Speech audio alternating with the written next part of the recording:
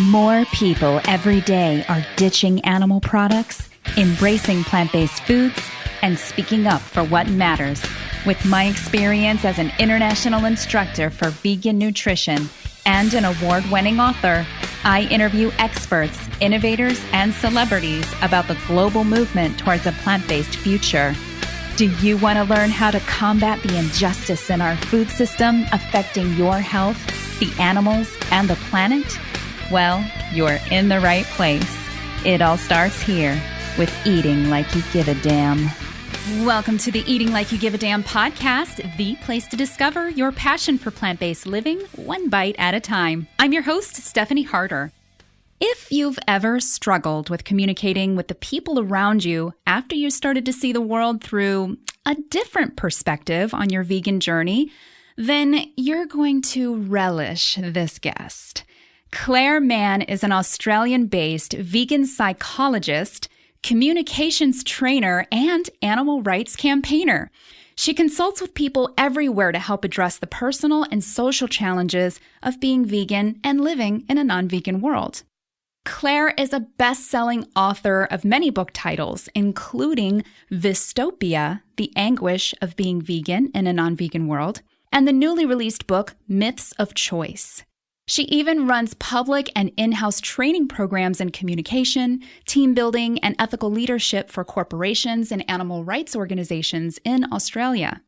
She also regularly appears on TV and in the press, and is the co-founder of the Vegan Voices smartphone app, which is a free 30-day video communications training for vegans. This is an episode worth savoring. So let's dive right into the interview with vegan psychologist Clare Mann. Okay, Clare Mann, I am super excited to welcome you to the podcast. How are you, my love? Thank you, and greetings from Australia, where it's pretty warm over here.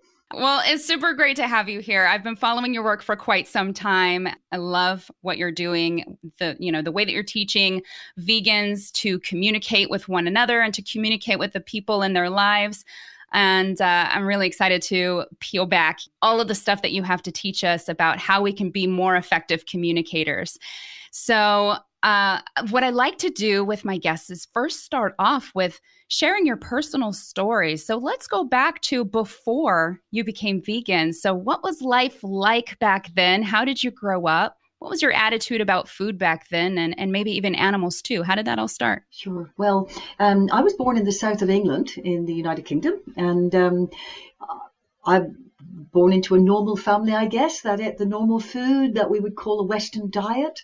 I had a brother and a sister, but I was always taught by my family to respect animals, particularly my father. When he saw a dog hungry in the street or a worried cat or something, he would immediately do a rescue and just always taught us to be kindly, not only towards animals, towards people. And so, in fact, I won't grow up with that sort of background, but it wasn't until I was 17 that I became aware of what was happening with animals. Well, I'm enormously thankful to my parents. My father is still alive. Sadly, my mother isn't. My father's named 97. And my family were always big questioners. My father was looking for the truth. So he tried out different religions, different belief systems.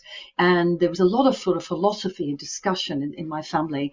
And that's always made me question the bigger picture. What are we here for? What is this really all about?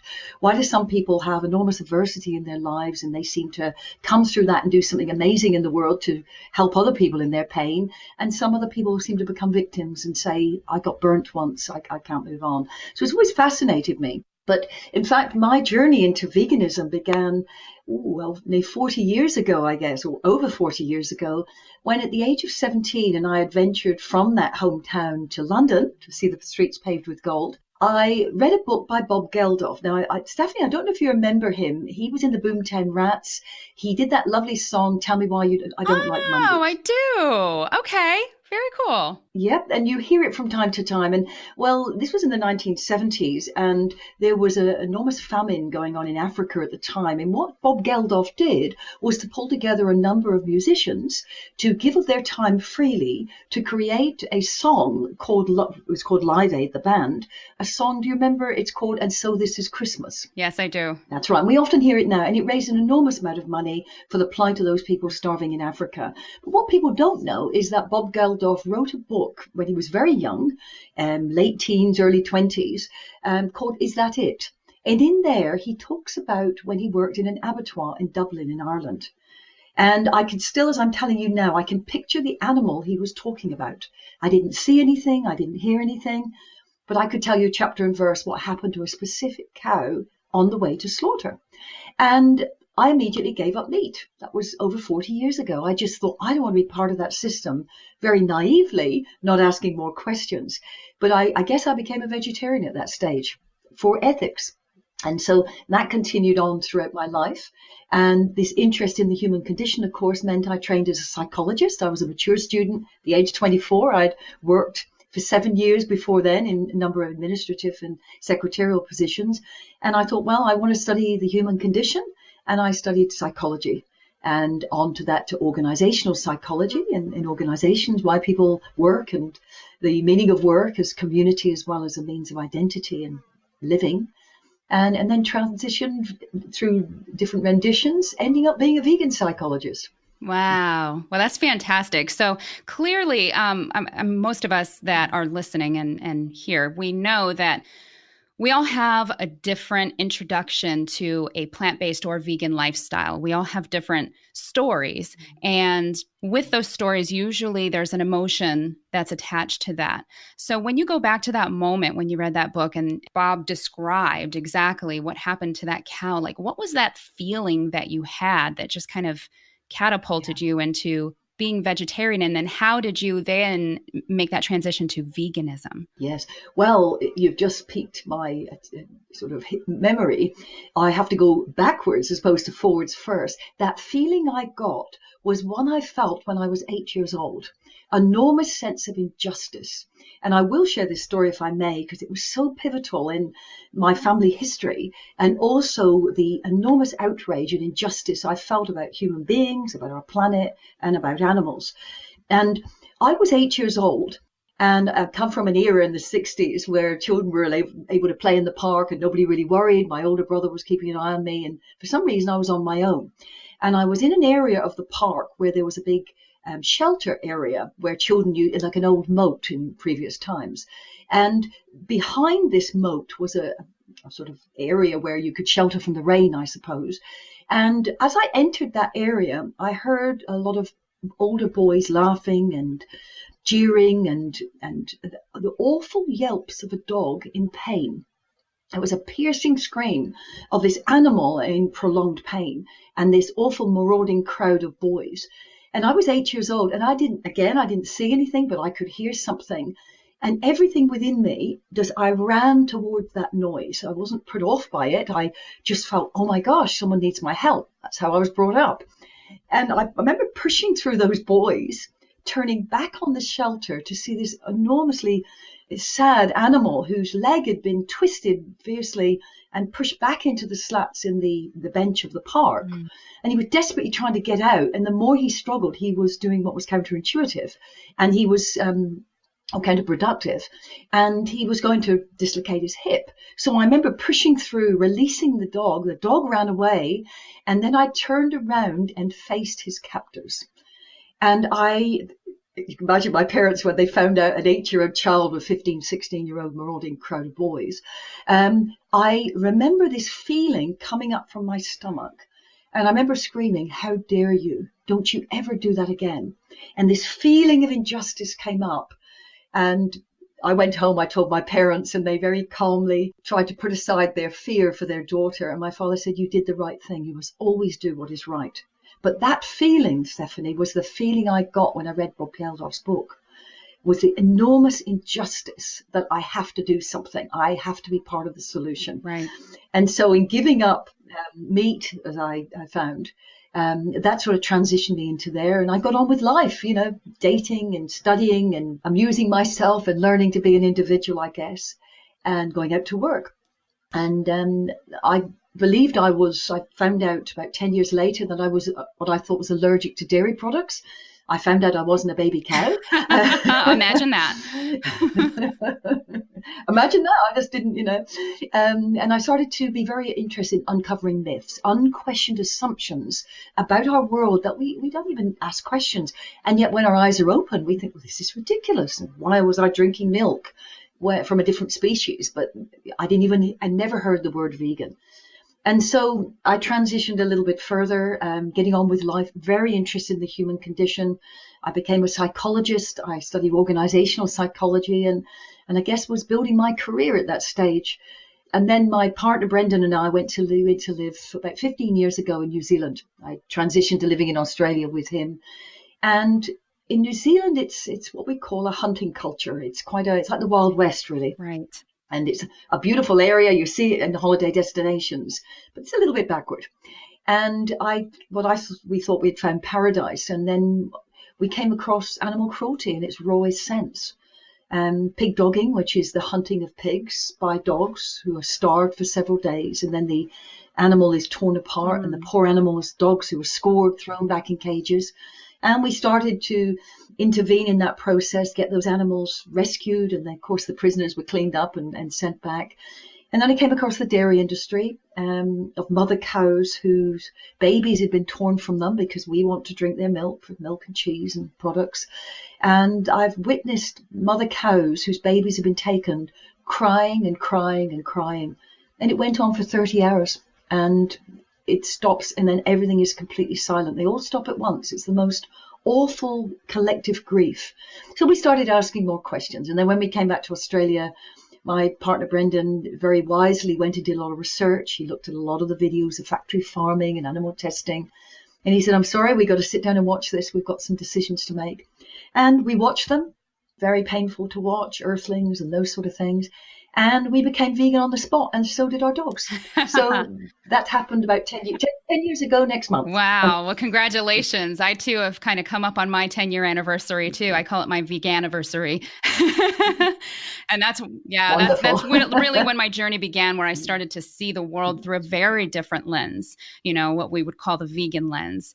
And then from there, it was just incremental shifts with the more that I learned and uncovered about all of the truths that I never knew, that I actually really cared about, the things that I really value in life, which is kindness and compassion, and especially empathy for sentient beings. So it's really amazing to get to talk with you about that as a psychologist, specifically because of the work that you do when we meet this, moment in time where we realize that this is conflicting against our values as human beings, just humanity in general.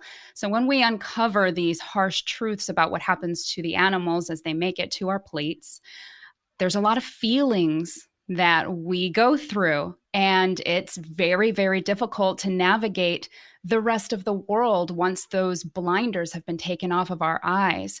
So I just love that we get to kind of talk a little bit about that, because I know so many people that are listening can relate, and you've got some really great insights and some tips for us. So that I guess that leads us, and you personally got to experience and witness a lot of this in real life, whereas most of us are watching it just, on television and a documentary or on YouTube. And so you have firsthand experience actually seeing this. And so that's probably got to be really powerful as well to see that. But now you have authored this book, Vystopia. So I'm really curious to hear about who this book is for and why exactly you decided to write it. Yes. Well, people often say to me, oh my gosh, it's as if you got into my head and heart and you just told me everything that I've been experiencing. How did you do that? I said, because it's everything I'm experiencing Yes. and everything I've gone through in my journey of waking up and knowing about the industrialized cruelty towards animals. But that trance-like collusion with this dark world, dystopian world that people actually don't even know they're part of. They don't even know, they just think it's a few bad apples. They blame Morrison in Australia or Prime Minister or Trump, or, there's some people are bad or greedy, not realizing that the trance is much greater than this. It's a bit like the Matrix. We take one tablet and we wake up and we see the world in a completely different light, and yet we then have to face others who should change immediately, particularly when they realize that their consumer choices are keeping this in place, but they don't. And so there's a double anguish of firstly knowing about what happens, the systematized cruelty towards animals, and then that trance-like collusion with people that we know and love, who are otherwise reasonable people, as we were before we became vegan, and hopefully since. But then it gets worse in many ways because, and I think your listeners will probably bear witness to this, is you think, well, if I didn't know about 1.3 trillion animals being massacred a year for us, mere 8 billion of us, what else don't I know? And then people say, oh, you're just a conspiracy theorist. And so we're damped down again, and the vegan feels this enormous loneliness, rage, injustice, but also is, oh my gosh, how am I going to wake the world up? Because everything that I believe to be true before, I have to question. And this should be automatic. I should tell you about the cruelty towards one animal and you should stop it. But I'm talking about 1.3 billion animals. And if we can't see it, what else don't we know? Mm-hmm. And so that whole journey for the vegan, and I say vegan is to clarify is, many of us choose a plant-based diet, and that is wonderful because I think we have to respect ourselves and look after our health, and it stops people eating animals. But the true meaning of veganism, of course, is a philosophy of the non-use and non-exploitation of animals, and it's it's a social justice movement. And so that's, people don't tend to suffer from Vystopia by being told they've got a fussy diet. Sure. It's when the deep trauma of knowing that otherwise reasonable people and less reasonable people are keeping a system in place that causes so much suffering for animals and in turn people's health and our environment, that we wonder, how on earth am I going to wake the planet up? So that's what I've called Vystopia. We needed a word because there wasn't a word, and I saw medical doctors and psychiatrists starting to say that vegans had 3 disorders. The first one was an eating disorder because they don't eat the normal Western diet or what everyone else is eating. The second one was social adjustment because we're coming up. We've had Thanksgiving, we've got Christmas, and they're not adjusted to the world. They just actually got a problem fitting in with family and society. They think they're better than these people. And the third one, which I found most troubling, was psychiatrists starting to say that vegans have low self-esteem and therefore they are seeking out a form of self-harm, which is watching videos of cruelty towards animals. Wow. That's really shocking, isn't it, Stephanie? It is. And really, as Dr. Michael Clapper says, and people will know him from What the Health, when I've spoken to him, he says, Claire, Vystopia is a normal and desirable response of any thinking, feeling, compassionate human being to knowing what is going on in the world, and certainly shouldn't be pathologized. Yeah, absolutely. Well, and I agree with those words too. That's an incredible insight. So as a professional, as a psychologist, when you uncovered that's kind of like one of what like a diagnosis of veganism, I guess, is that still pervasive in the practice? Do you still hear that among your peers? Well, certainly amongst vegan psychologists, it's quite funny. Psychologists are starting to find out about it through patients as much as anything, where someone will go to their doctor and say, I've got Vystopia. Never heard about that. And they go and have, it is a thing. My focus has been, because I've also brought out another book recently, has been on getting those books out to the world to help the vegan community. Yes. And I've had my first peer-reviewed journal article in Curtin University, which is in Western Australia here, starting to look at the psychology of veganism. And it's really my endeavor next year is to start to get into the psychological journals so that it becomes a concept, an existential concept, a philosophical shift in how we see the world, so that professionals can start to talk about what it is and also what it isn't. It's safeguarded, I think, vegans who otherwise psychiatrists will be looking for medication to stamp out empathy, really. So that's my endeavor next year, is to start to get that debate. I've spoken at a couple of psychology conferences, mainly on the psychology of compassion and things. But I really want to start to get this into the mainstream, Yes. so that also waking up doctors. I mean, the lovely thing is Vystopia as a book has been given to doctors and therapists, and people say, well, read that and then you'll understand what's going on. And so hopefully it's opening a few hearts and minds, and the patient is then, or the client is helping the doctor or the therapist. Yeah, fantastic. And to see this getting into journals, that's huge. I really admire that that's part of your mission. That's fantastic. So I know that when I was looking through the book, in the beginning, something really caught my eye because it kind of took me back to how I was trying to process the feelings and the emotions that I was experiencing as a fairly new vegan several years ago, was the power of social conditioning. When we start to really ask why and start to question, how come I never knew this information, when it just hits my heart so hard and it really goes against everything I value in life? How is this possible that I never knew my entire life? So when you're talking about the power of social conditioning, I know you had a couple of stories there that you were helping to make that connection. And one of them was the story of a dog and calf. Can you explain that for listeners so they get a little taste of what they're going to experience in your book? Yes, of course. In fact, that's in the first chapter, which is called Lifting the Veil on the Truth. And I give that to the vegan reader to say, read the rest of the book, read the whole book, of course, and then actually give this to a non-vegan and say, read the first chapter, then we'll have a conversation.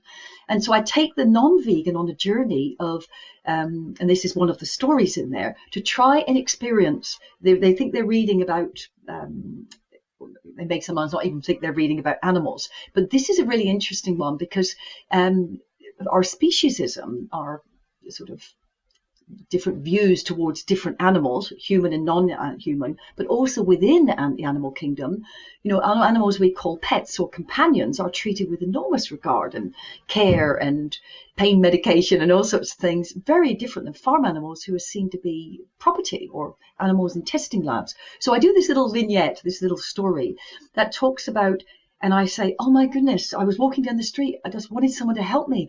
I saw someone bashing this dog with a brick, and they were bashing their head, and the animal was screaming out in pain. And everyone was around and they weren't doing anything. And I was begging people, intervene, stop this person doing this. And I said, and then I get a little bit closer and nobody's doing anything. And I feel alone in this. Nobody is watching, but they're not doing anything. And as I get nearer, I realize, it's not a dog, it's a calf. So that's okay. And then, of course, I take the reader on this thing, because if we were walking in the street and we saw somebody bashing a dog with anything, I'd like to think we would intervene and people would be horrified and the law would be there to protect the animals. And I'm really then saying that I invite the reader, the non-vegan, to say, well, what's the difference? If you suddenly found out it was a calf or a dog, hopefully you'd be equally upset by the calf. But the reality is it is standard industry practice, legal standard to treat these animals like this behind closed doors. And the only reason it exists is because we actually eat the animals. Right. And so, but I get, because people think they're reading about it, this is awful. Why weren't people doing anything? And then I implore the reader to think, well, why are we not only not doing anything, because we can't see it, it's our conditioning that says we treat animals differently.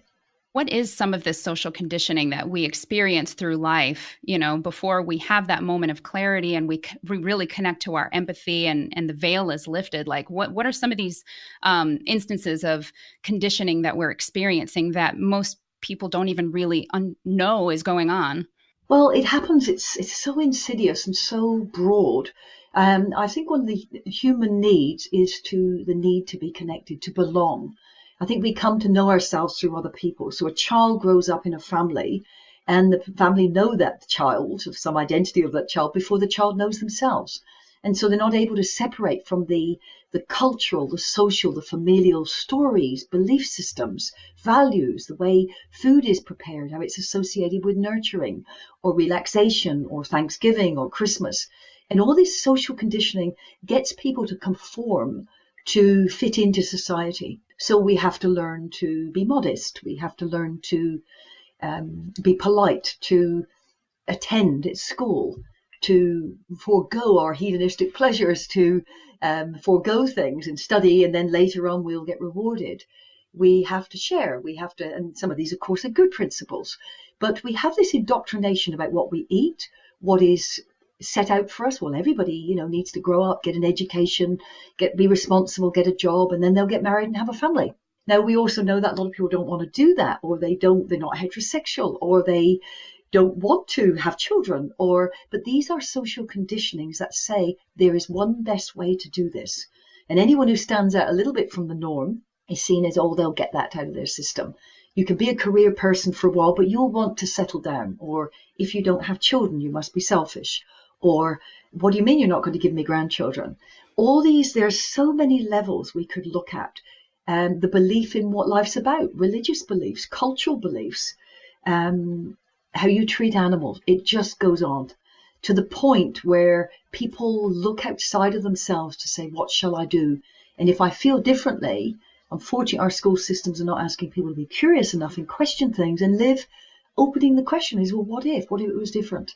Mm-hmm. The social myth around eating, of course, is that the absolute ludicrousy that we are the only species out of about 48,000 species of mammals, that drink the reproductive secretions of another species by proxy until old age. It is absolutely ludicrous. Yeah. And yet everybody, is out there putting milk in their coffee. When we see it, we actually can't believe we haven't seen it. And even when you point it out to people, they smile because the embedded belief, the anxiety of doing something different is so great that they may not even think there's a question to be asked.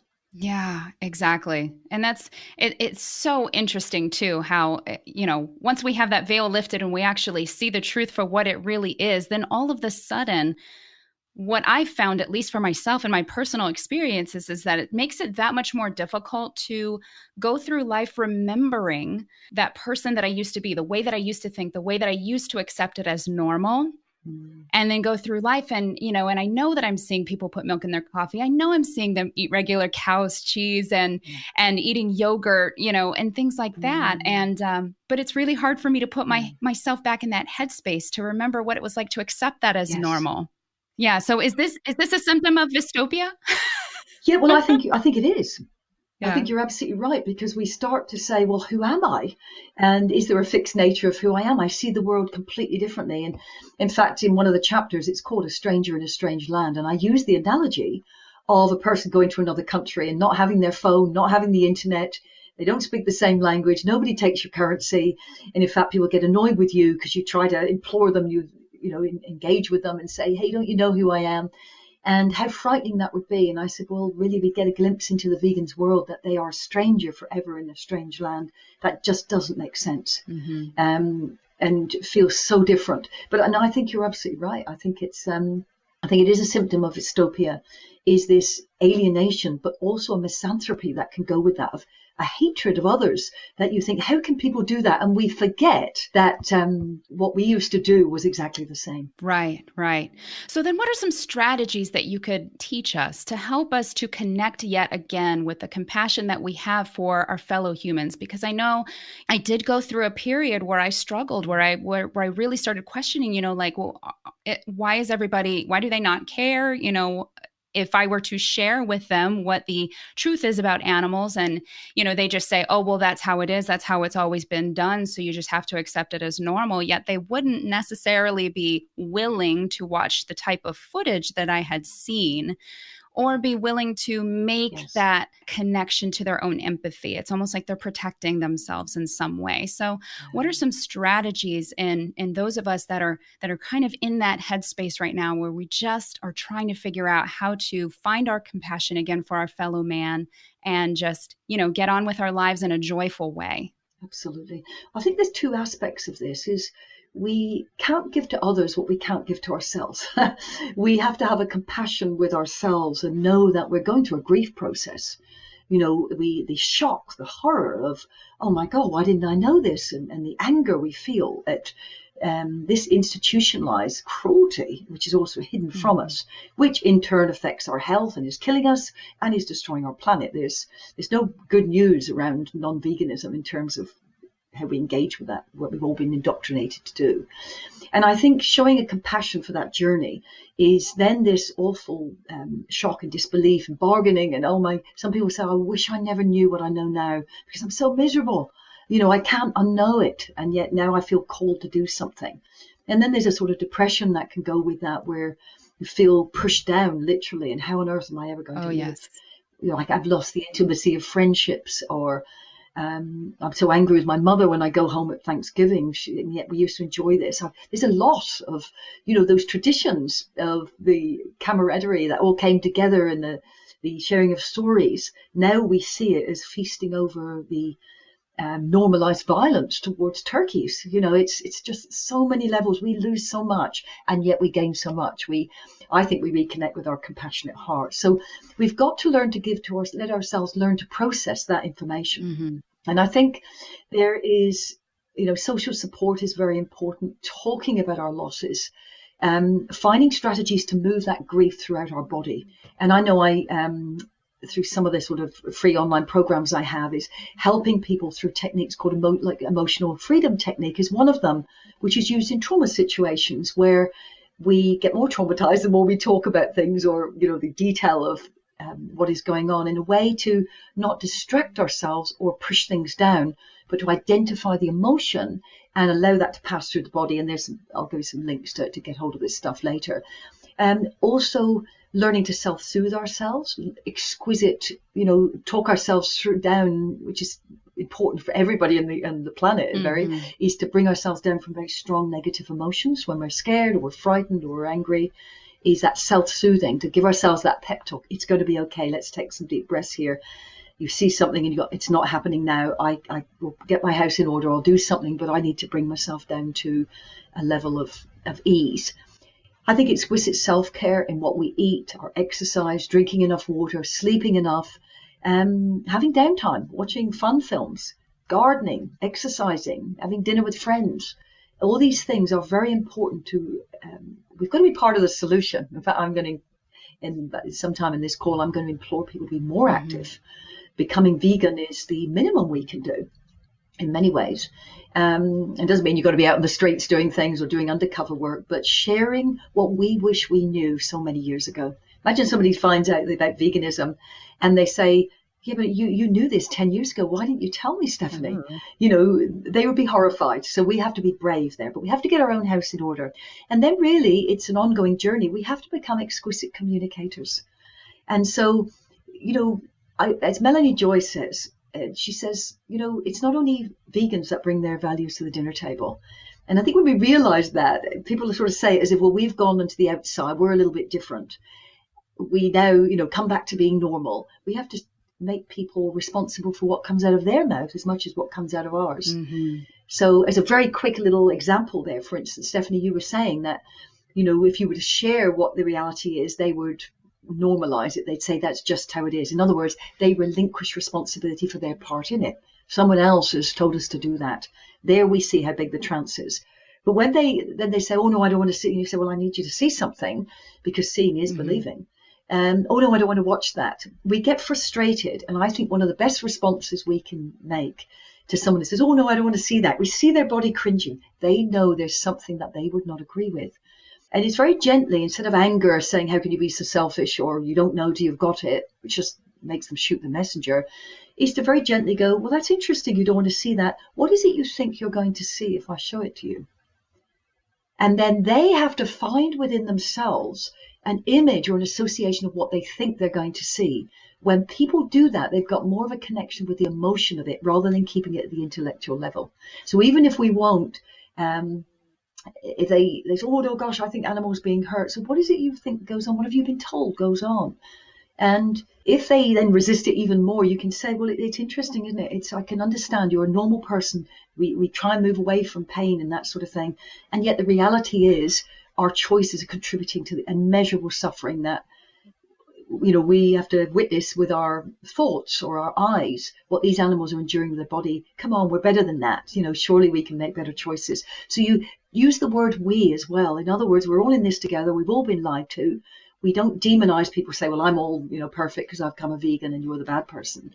So, it's exquisite language. It's self-reflection and self-care to really get ready for the vegan relay race, which is all of us taking part to create a vegan world. Yes, that's fantastic. These are amazing tips too. And I know that that takes some personal discipline to kind of train ourselves into, to some of those tips as well, because sometimes our own emotions can really take over in a moment, when we're conflicting with someone else's view of the world.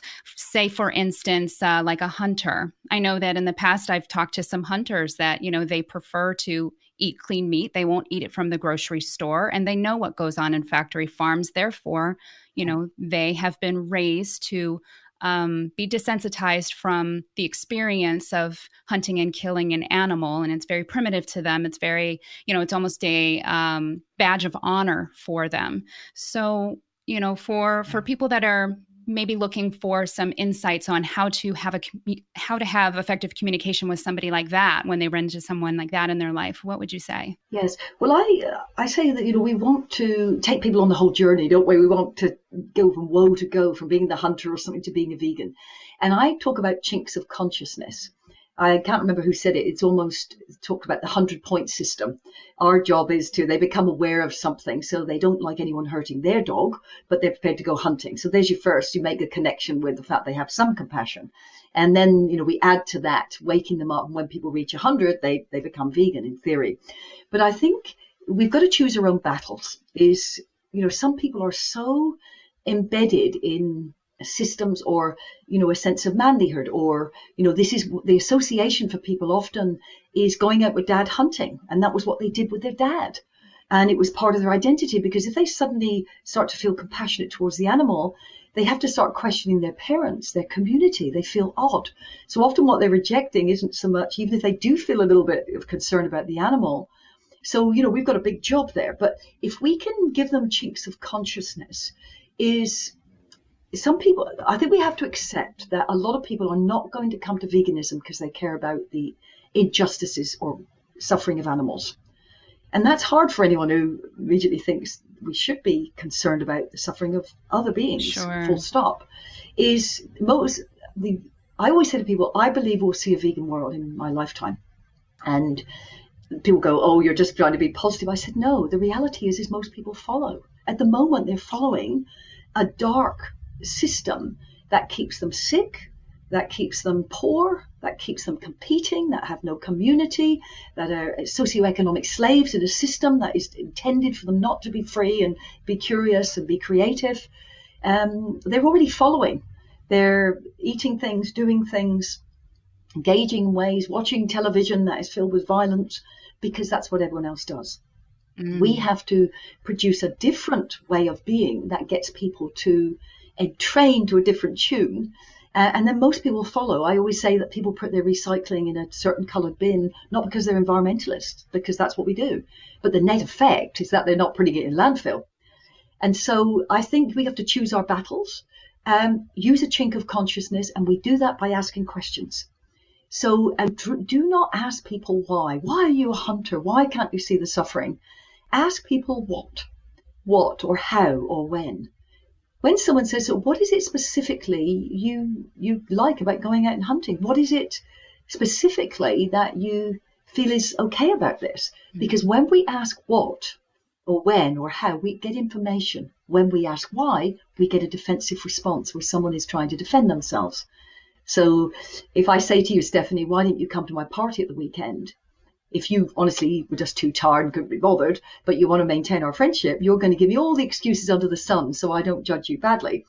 If I say to you, hey, Stephanie, I really missed you on Saturday. What happened? You're going to go, oh, Claire, I felt so awful. I'm so sorry. I was so tired last week, and I've been meaning to tell you, because you know you're not going to be judged. You're going to give me information. And so with a hunter or someone who says, oh, animals were there for us or whatever, never always assume that, yes, some people are sociopaths and psychopaths. Most people aren't. Right. Children, when they go out hunting with dad, usually suffer enormously when they first go out there, and that empathy is pushed out of them and brutalized out of them. That enormous conflict that they have to then demonize the animal and glorify this, culture and manlyhood or familyhood that they're brought into. So ours is a chink of conscience. Get them thinking about something different and say, hey, I'm just a little bit curious. You say it's okay to kill animals like this, and as long as it's quick and sharp, it's fine. And yet, how would you feel if that happened to your dog? Because obviously I can see you showing them a lot of affection here. What do you think? And you try to get them to see a bit of the disconnect, because it's really about expanding their level of compassion. Mm-hmm. But choose your own battles too. And sometimes you have to say, hey, just go and watch Game Changers. Yes. And the new documentary, they watch that one. And, if it's particularly people that tend to be very macho, or, manly people have to eat meat or whatever, although increasingly we're sadly seeing women involved in hunting. And so, get them to see that and say, perhaps we need to question, there's a cost to what we're doing for our health here. And sometimes, I want everyone to wake up to the sentient nature of animals and to not harm them. But some people are going to do it for themselves, and they will never get to that stage. Okay, well, let's just stop them eating animals and hurting them. If that's because of their own health, or they want to bring their cholesterol down, well, the net effect on the animals is going to be the same. Our job is to then wake them up to their compassionate heart. Yeah, fantastic. I love that. Beautifully said. Now, I know that you also have this book that's a companion to Vystopia that you've released recently too, Myths of Choice, Why People Won't Change and What You Can Do About It. And I know you were touching a little bit on some of that, but, it's easy to kind of look at the table of contents and realize, oh, there's like 8 different myths. So what are those 8 different myths that we have? Yes. Sure. Well, I have a copy of this just to show people the visual. Yes, please. Nice to have a little look at. It's a little bit bigger than the Vystopia one. And it takes the person on a journey to looking at their own myths. A myth is an unquestioned assumption. And a way to become a myth detective is whenever we use the word should, ought, or must, it's usually we're appealing to some outer social, cultural, familial, personal unquestioned assumption that this is how it is. Okay, so I should go and see my mother-in-law at Christmas. Some people don't, some people do. There isn't some God-given right out there that says this is what to do, but we put it outside of ourselves as if there is some expectation that is solid, that good people would do this. I ought to do this. I ought to cut down on my cholesterol. Right. Okay. Well, it's up to you. You're a grown adult. You can have cholesterol if you want to, high cholesterol. But I ought to. Something makes me feel bad there. So, or I must do that. I really must stop spending so much money and save. So it happens all around. So a myth is an unquestioned assumption that results in us relinquishing responsibility for the true choices we have for how we live our own life. We start to, the group myth and the identity myth is that, it is better to be part of a group than be an individual. And we hear this acted out in terms of, well, if veganism was so obvious, everyone would be doing it. Everybody knows you need to have meat for protein. When we appeal to some wider group as if we have to be like them because after all, everyone's doing it. If it was so obvious, everyone would be doing something else. We are relinquishing our own responsibility for our unique choices and saying it's somebody else's fault because this is how it's meant to be. And what I've done there is to break it down, what is actually quite complex existential theory. Perhaps I could say what existentialism is. Would that be helpful? That would, yes. So I realized I was an existential from a very young age, and I seem to sort of come into these ways of being, and I know many of us do, before I know there's a word for it. And I'm so gratified when I find out, because I realize I'm not on my own. One of those is veganism.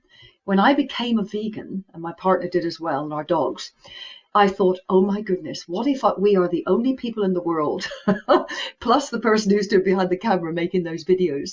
Because I actually didn't know what a vegan was. This was a fussy vegetarian as far as I was concerned, but there was no word for this philosophical position. In the same way, I realized that I was a little existential philosopher before I realized there was a whole philosophy attached to this. Right. You have some people like Irving Yalom is a very well-known American existential therapist who's done an enormous amount of writing there. And then you have people like Jean-Paul Sartre, Kierkegaard, Heidegger, people that are a different way of looking at our reality. So let me give you an example. So if we have it all is on the basis, and this is where our freedom comes to choose and take responsibility, and about veganism and everything else, is if we have a belief that our essence precedes our existence, that means that there was some master plan beforehand that dictated who we are. So say for someone has a religious belief, a Christian belief, say, and they make phrases like out of the Bible that says God created man or woman in his own image. That means that somehow God had a master plan, and before we came into being, and we were born in a certain way, and it was dictated that we would grow up into being a human being. The existential view is the opposite view. It says that existence precedes essence. In other words, we come in almost as a blank sheet, so to speak, with limits to that in terms of our genetics or our gender or our time in history. These are all conditions, our family, our time when we're born, etc., our parents, our socialization. But we come in and we come to know ourselves through interaction with our world, our social, our physical, our ideological world.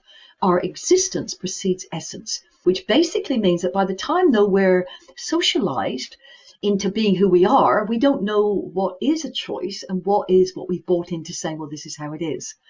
The view, the essence precedes existence, is that, well, people were born in sin, for instance, in a biblical term, that they will have to then do certain things to gain their redemption back. This is a complete opposite view. The existential view is that we get glimpses throughout our lives that our beliefs are different, or that we are going along with the crowd even though we don't like it, but we don't want to be the odd person out. And that's what existentials call existential guilt, for not being true to ourselves. We say, well, that's just how the world is, or I have no choice, I'm a woman, or I'm a man, I'm black, I'm Chinese, I'm not as educated as you, Stephanie, I could never get on the stage and do a talk, I'm not a good... We fix ourselves, we say this is how it is, and we deny the responsibility for the real freedom, which is freedom to think in our own minds. And so I believe that when a person becomes vegan, they become... they have this existential experience that they wake up like a stranger in a strange land, that everything they were indoctrinated to believe was true is completely not. And I think it gives us enormous anxiety. So the myths of choice is a way to navigate, re-navigate that world of where we deny we have freedom by looking at the different myths, the unquestioned assumptions, and actually seeing where we deny responsibility for our own life choices, and also waking people up to not going along with how things are. Not changing for change's sake, but not blaming other people for what we can or cannot do, or how animals are treated, or, you know, the government should do something about our environment. Is where, what's our part in this? So the myths is a way to help the vegan understand themselves, but most importantly, see the real embeddedness of why the non-vegan is resisting adopting veganism. Yeah, that's huge. That's such a great explanation too. Thank you so much for making that connection for us. So when we think about the maybe examples sort of in our own everyday lives, say our relationships with each other, our loved ones, or our partner that we live with who, they're not quite getting the vegan message, right? What kind of tips do you have and how we can navigate those type of situations with our loved ones? Yeah, absolutely. So firstly, it's becoming a myth detective, because people say people buy things with emotion and back up with logic. We go and buy a new dress or a new house or whatever. We go, oh, I really like that. That's where I want to live, or that's what I want to wear or eat or whatever. And we logically back it up. Oh, I can't really afford it, but I deserve it. Or it'll pay off in the future. We often think then when we share what's going on with our loved ones about the awful cruelty towards animals and the way in which they're brutalizing their health by eating animal-based products, and people reject us, we just think, well, they're selfish, or they just not getting it, and why should I be a better communicator? Behind those emotions are embedded social and cultural myths. And if we become a myth detective and find out what are those embedded beliefs that they make almost sacrosanct, this is how it is. We all know that animals were put on the planet for us. They picked that up from somewhere. Right. And they stopped taking responsibility for what they're putting in their mouth and the suffering of the animal. So whenever we hear these little platitudes, where do you get your protein is a wonderful one. I only learned, actually, was reminded yesterday, and it was talked about in the Game Changers. This goes back to the 1800s. When there was I think it's Liebknecht, or perhaps a philosopher or a writer, who actually said that animals need, for energy, they need animal protein. Right. And it goes all the way back. And in 2019, we're still talking about it. Your mechanic says it. Where do you get your protein? They've never seen an amino acid in their life, but they suddenly become a nutritional expert. Sure. And that's me being a little cheeky and naughty there, of course. But that person is bought into, well, everyone knows you need these platitudes. Well, everyone knows you need calcium. Where do you get your calcium from? I always feel very sad that, our education system has worked perfectly. It stops people asking questions. Mm-hmm. And so if we become that myth detective, whenever people say, what sort of mother are you if you make your children vegan? They're making a statement about reality as if it's fixed. But his existential view is that it's not fixed. We co-create it with our environment. We have far more choice in how we want to create our world and our lives and things we should do at different stages of life. Who said that, we have to not sell up everything at the age of 60 and travel around the world? We have to save it for our children and grandchildren. Very nice if you want to, but no, there's no creed law that says you've got to. Right. As long as we can live with the consequences of all our choices, that's really what it's about. So if you're coming across someone in your life, ask questions, keep an open mind. When they say, oh, don't tell me about that, or we raise our eyebrows when they ask about protein, or if the government thought it was wrong, they wouldn't allow it to happen, or whatever it is, remind ourselves that we've all been duped here. Ask open-ended questions and say, what do you mean by that? Never go back and play communication table tennis. Your mother says something, you say something back. You say something, mother says something back. Because often we're arguing about different things. Mm-hmm. Mum may reject veganism, not because she doesn't think it's okay, doesn't agree that it's cruel to be awful to animals, but she might be having a problem with your father. Her marriage might be really suffering at the moment, and she's really trying to find a way to recommunicate with her husband. And yet she knows that the husband, really dislikes vegans and thinks they're preachy. So she's caught within a belief system that the real cost to her is, oh my gosh, I'm going to have even more marital problems. So don't assume that when someone says, oh, I don't believe it, or I don't tell me more, is because they're selfish or they don't care. It's often because it taps into other assumptions about how they're going to make their life work and what's important to them, or that sort of thing. So become a myth detective, ask lots of questions, and try and get the disconnect between what people believe and what their actions are. So if you go down the path of cruelty towards animals, is you start to ask people, hey, just a minute, I've noticed you have a dog or a cat. How would you feel if someone came and kicked your dog?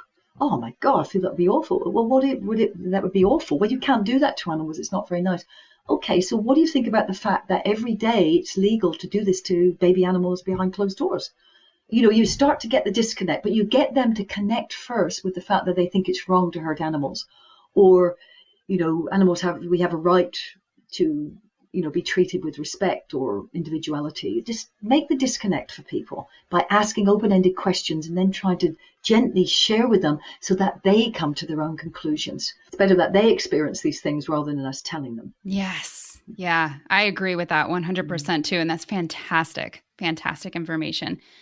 So, gosh, I would love to keep talking with you pretty much all night because I just love this. I could just soak this up forever. But before we start to close out, I kind of want to hear your vision of the future. When we take a look at where we are now and we see so many people that are still questioning, or so many people in the world that just still don't know yet, what's your vision of the future from this point forward? Yes, I believe we'll see a vegan world in my lifetime, and I'm nearly 60. So, and I believe that is because I think we are coming to a tipping point, not only environmentally, socially, spiritually. I think a time in our history or our herstory is that, people are confused. They realize the system that they've been born into isn't working. There is I think it was Thoreau who said, most people live lives of quiet desperation. Mm-hmm. People are confused, they're hurt, they try and blame others for what's going on. They're scared about the future for their children. They're trying to make a buck. They're trying to keep food on the table. An enormous amount of, you and I have the luxury of being on a podcast and thinking about these issues. A lot of people, if they don't earn this week, can't put food on the table next week. There is a real socioeconomic slavery by our system. Mm-hmm. So I think that as vegans, it's our job to usher in this vegan world. And often we see it as the ending of cruelty towards animals and people having a plant-based diet and our environment regenerating. It's almost the take away the pain and then we can start talking. I think that just gets us back to ground zero. I think there is a place beyond this that is, we can't even, it's so hard for us to imagine what a real, true vegan world would be, where I believe there was no competition. There'd be true collaboration. There is absolute abundance on this planet. There's enough for people to eat, to drink, to a place to live, to share, to have space to be creative. And yet our system of really capitalism and winners and losers has resulted in enormous suffering. I think people have to be awakened up to what we call their archetypal memory. Is actually there was a time when we didn't live like this, when we were not duped into believing that people are bad, that the best way to motivate people is to get them to compete. No amount of that has ever worked. And I'll share a little story as I made my vision of the future. And it goes back to when I was 12 years old and I was at high school. And this teacher would no longer be alive now, I'm sure. But she was a little short woman called Doris Dixon in the girls' high school in the south of England. And like so many children have, there was an assembly each morning where a story would be told, there'd be some singing and sort of plans for the day. And she said to us there, she said, I'm going to tell you a story that if you truly get it, will influence your life enormously. And I was one of those kids that got it, largely because I guess my family were also able to talk about those issues. But she said, when we die, we go to a place one of two, one is heaven and one is hell, but they look exactly the same. When you go there, there is absolute abundance. There's beautiful rolling green hills. There's enormous abundance of fruit and vegetables and running water and sunshine and animals. And there's a lot of joy and laughter to be had. However, when we get to heaven or hell, we approach people, is all that wonderful abundance to eat and replenish ourselves. We are given 5-meter long chopsticks upon arrival. And that's how we've got to use those chopsticks to eat. And she said, well, when you look at heaven and hell, people are using those chopsticks with all that abundance there. But the difference between heaven and hell is that in heaven, they've learned that the only way to feed themselves is to feed each other. And in hell, they're using the 5-meter long chopsticks, desperately trying to feed themselves. And of course, they're starving because they can't get the food into their mouths. And so I believe that the way for us, the vision of the future, is to live in a heaven, which is we have to help each other. If we just gobble everything up and try to gobble everything up ourselves and not share and help each other, we will be starving physically, socially, spiritually. When we do things for others and others do things for us, we learn truly to collaborate. So I think it starts, don't wait for the world to happen. Be the change you want to see. If you want to see community, cook an extra meal tonight and take it round to your neighbor. Mow their side of the lawn. Don't just stop at where your house begins. Look, when you go and pick up a newspaper today, or I don't recommend people buy newspapers, by the way, or watch the news. Just tap into the main key things. Don't indoctrinate yourself. That's right. Just get away from that. It's just get the key things. That's only what it's being told. The propaganda really is also amazing things happening. Is when you go and buy your train ticket, your bus ticket, look that person in the eye and say good morning. Start to treat people how you want to be treated. Each person is an individual doing a job, making their way in the world. We don't know what their struggles are. Don't wait for the world to be a kinder community-based place. Create it. Okay, be kind. Sometimes a kind word can save someone's life. And so I think all of us have to play part in this international relay race. We do our little bit. We pass the baton to someone else. And also having a vision of the future that you want to see. If you go on to veganpsychologist.com, there's a webinar series there. I run regular webinars. And so you can go on to there, and there's one called The Power of Intention in Creating a Vegan World. And that is all about quantum science and how thoughts are things. So it doesn't just make us feel warm and fuzzy and that's our own self-care. Our thoughts affect physical matter. That's a scientific fact now. It doesn't just New Age, not that it ever was New Age. New Age is actually old age. And science is not the only arbiter of truth. But that's a wonderful one to have there. Go and have a look at Vegan Voices, which is also an online program now on veganpsychologist.com. And that technique I talked about is emotional freedom technique, is embodied in a course called Skills for Vegan Advocacy. So there's lots of ones there that you can access to learn about creating a vegan world and playing your part in it. Stop the infighting. We get so upset when we find our vegan family and then we start attacking other people. We attack the impossible burger, or we don't like the fact that people go and do disruptions. There'll be another recording going up very soon on the 4 different types of activism that are needed in any social justice movement, dating back to Martin Luther King and beyond and before, which says that the least we can do is not criticize any form of activism, even if we disagree with it. The best we can do is champion the overall outcome, which is animal liberation and in turn human and Mother Earth's liberation.